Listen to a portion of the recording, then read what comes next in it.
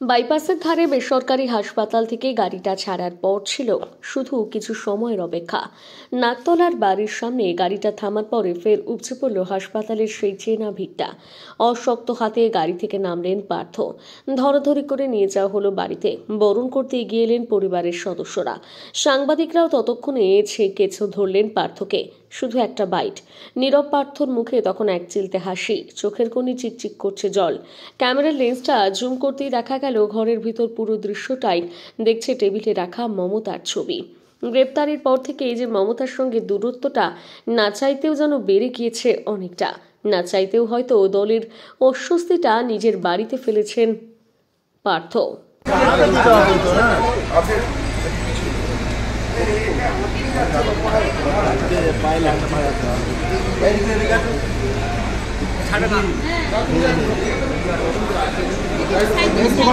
একটু সাইড দিন।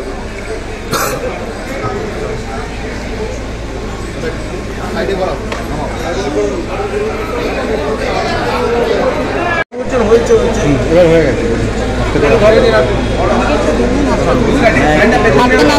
কি করে এটা পারবো না।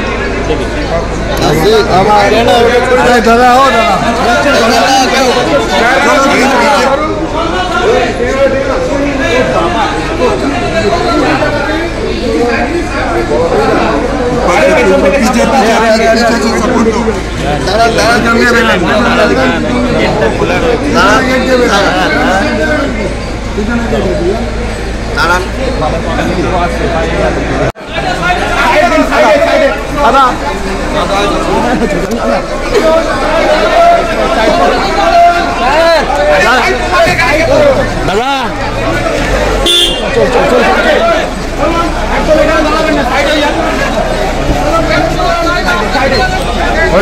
আমার না চাকার আগে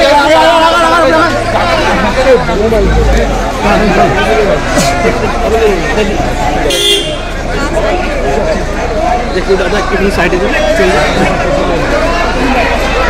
চলে গাড়ি বললেন কেন?